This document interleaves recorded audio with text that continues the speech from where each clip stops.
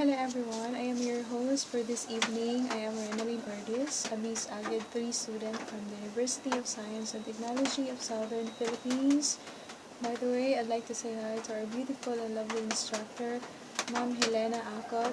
Hi Ma'am. To my classmates and friends, ladies and gentlemen, good evening. By the way, I'd like to thank God for this opportunity for me to shoot a video regarding about the learning environment.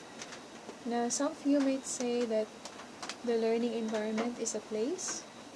Some will say that the learning environment is a place where teaching and learning takes place.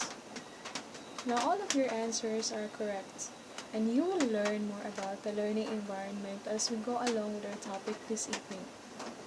Beforehand, I want to show you our main objectives of today's report. Now, our first objective is to elucidate the type of environment that is conducive to learning. Again, to elucidate the type of environment that is conducive to learning. Our second objective is to identify the basic component of a good learning environment. Again, to identify the basic component of a good learning environment. Now, before we proceed, I'd like to have some recap on the topics we had last time. Last time we learned that teaching must always be a complex process that must be better understood by making a broad sense and discerning application of its various principles. Now, in teaching, we learned that principles may be classified into three major groups. These are the starting principles, the guiding principles, and the ending principles. Now, let's go with our main topic this evening, the learning environment. The learning environment is the place where learning and teaching takes place in the most effective and productive manner.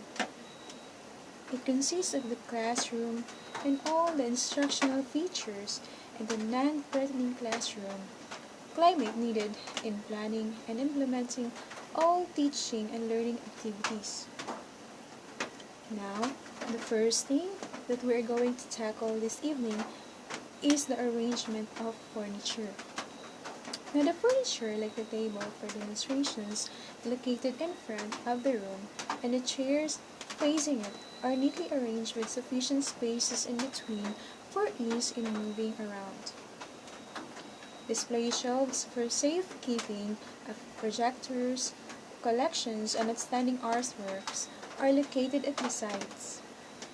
Now, attached to the wall is the bulletin board for hanging posters, announcements, and illustrations about the unit being undertaken. Now, during the discussion, the whiteboard in front is used for clarifying step-by-step procedures and making clearer diagrams, illustrations, and figures. Now, in our example, as you can see, that the teacher is administering tests to her student while she moved freely around the corners of the room because there are plenty of spaces inside each corner. This is an example of a good classroom setting of furnitures. Now, in the second photo, you can see the blackboard is located in front that is used by teachers for clarifications of things and ideas she wants to incorporate or to inculcate with the minds of her students. Now, let's proceed with our second topic, which is all about the physical condition of the classroom. Now, as soon as the students enter, they are attracted by a clean and orderly setup. One or two frames create a pleasant and inviting aura. Natural light and flowing fresh air add to their comfort and ease as they tackle the learning test. Free from noise coming from the surrounding, students' concentration and interest are easily sustained. The door and windows could be opened and closed with less difficulty and noise. The light fixtures are located where needed.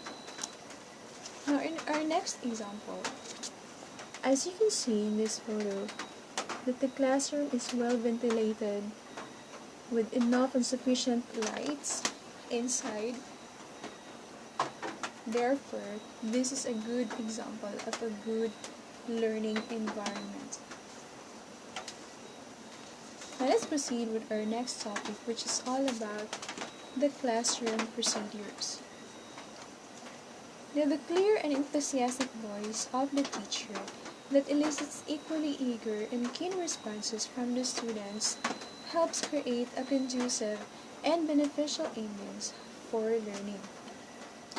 The positive mood set by both could keep the activities lively and flawless. For smooth performances, the supplies and materials are earlier prepared. There is a system of distribution and retrieval after use. A methodical way of implementing procedures is the best assurance that the objectives of the lesson will be achieved.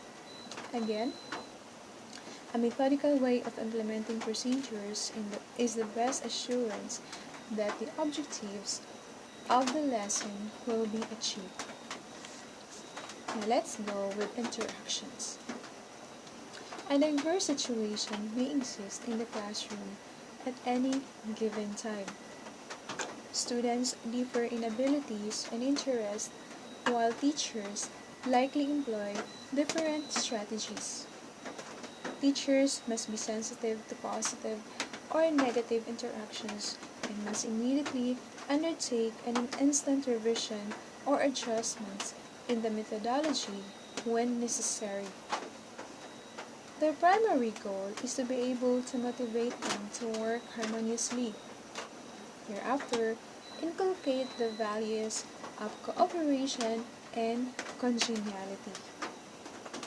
Despite differences in characteristics, their collective driving force and natural incentive to learn coupled with the teacher's unending task of preparing a suitable learning environment makes teaching and learning worthwhile and gratifying. Now, in the year 1990, Pine and Horn described the learning environment that facilitates learning. According to them, it is an environment which encourages people to be active. It is an environment which promotes and facilitates the individual's discovery of the personal meaning of idea, which emphasizes the uniquely personal and suggestive or subjective nature of learning, in which difference is good and desirable, in which consistency recognizes people's right to make mistakes, in which tolerates ambiguity, in which encourages openness of self rather than concealment of self, in which people are encouraged to trust in themselves as well as in external sources, in which people feel they are respected, and lastly, in which people feel they are accepted, and which permits confrontation. Now that you have learned all the basic components of a good learning environment, I believe that you can now figure inside your mind how are you going to arrange the furnitures, what are the basic steps, or what are the basic things you need to consider in implementing your classroom settings, or for you to be able to foster a good learning environment to your students. As a recap, the basic component of a good learning environment includes arrangement of furnitures, the classroom procedures, the physical condition of the classroom, and lastly, interactions, which includes your students' interaction with each other, or their interactions with their fellow classmates or with their fellow students.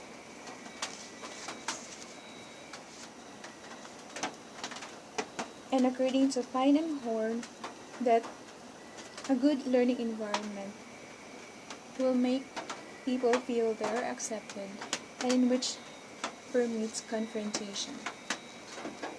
And thank you so much for listening and watching my video.